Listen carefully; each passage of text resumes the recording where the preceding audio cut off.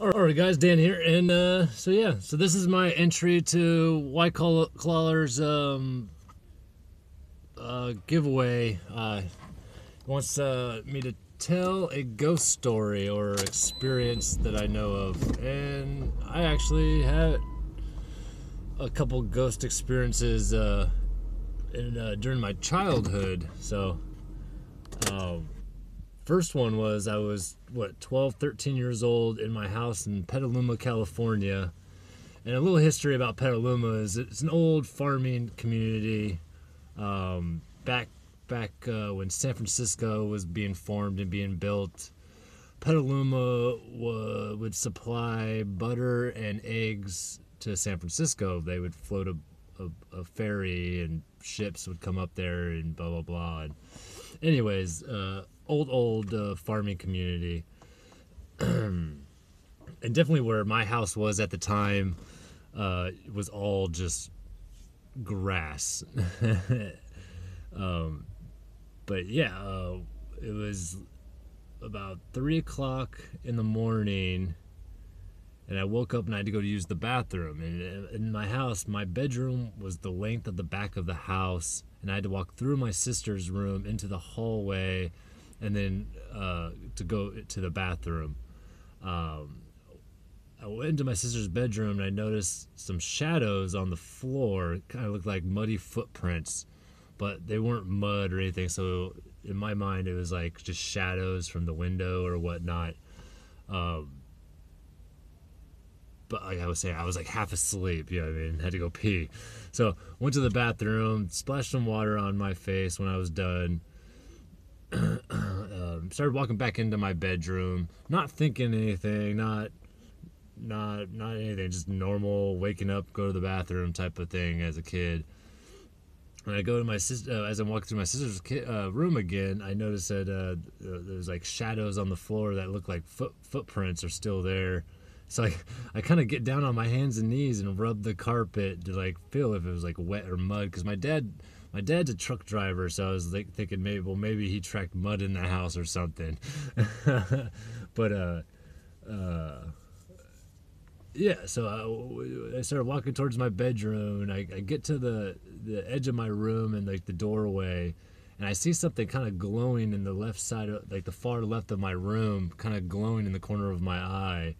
And I glimpse over to the left, to I had a back door in my bedroom that went to the back parking lot area, and there was this glowing figure that had no legs. It looked like an older like army soldier type dude, not army, but like I want to say like Confederate soldier type looking kind of thing. That's how I remember it. Like I swear it had a sword.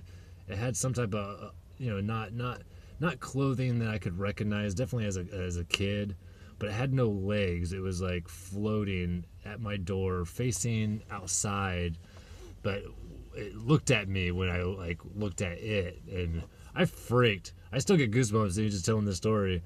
I freaked and just jumped into my bed from my door spot, and covered myself with the blankets. And every time I would move, because we built the floor, my bedroom used to be a concrete, it was like a laundry mat, and like we built the floor so the floor would squeak whenever you walked on it. So I was laying there with blankets over my head, and whenever I would move and try to get more comfortable and stuff, I would hear the wood of the floor squeaking, like there's something in my room walking around. And it was right at the edge of my bed. Like it hung out at the edge of my bed. I could hear it and feel it at the edge of my bed for hours. And anytime I would try to like maybe go to sleep and like get comfortable, I would hear it moving around. It just scared the crap out of me.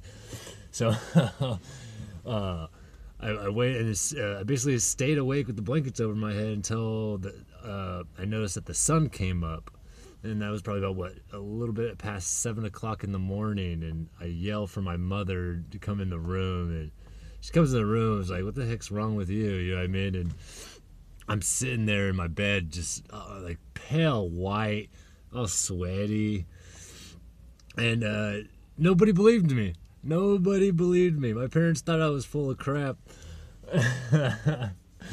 For like years after that, because we lived in that house for what, probably a good 3 or 4 more years after that. So, uh, you know, we had chores and we circulated the chores throughout the week, and every 3 days I had to do the dishes, the dinner dishes and whatnot. So, but in the kitchen there was a window that went into my room and looked right out to the door, right where I saw the ghost or the object or whatever it was.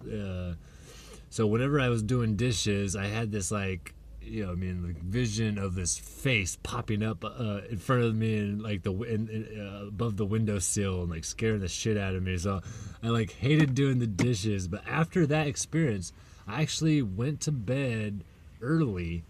I would go to the bathroom and went to bed before it got dark, and made sure to stay asleep until the next morning, basically. Yeah, you know, yeah. I saw something, scared the hell out of me. Who can really say what it was? But I say, I put $1 million on it. That was a freaking ghost. But another experience. This is probably about I want to say 12 to 13 years later. 12 to 13 years later, I'm actually the next door neighbor at that house, behind our old house. At that house, their son used to babysit me, and he passed away when he was 35 years old. And a really good friend of mine. He, like I said, he used to babysit me and look after me occasionally. And he would hang out and party with my parents and stuff like that when I was a kid. But cool guy, Ray. He ended up passing away in his sleep. But I would go about once a week or every couple times a month. I would go and I would tattoo Ray's father, Roy, and he was like a 60-year-old Vietnam veteran guy, cool guy. And I also tattooed his 60-something-year-old wife as well. They never had tattoos, and then after about 3 years, they were just covered. But so yeah. So as I was saying, I just go over there and babysit and hang out with their grandson, Ray's nephew.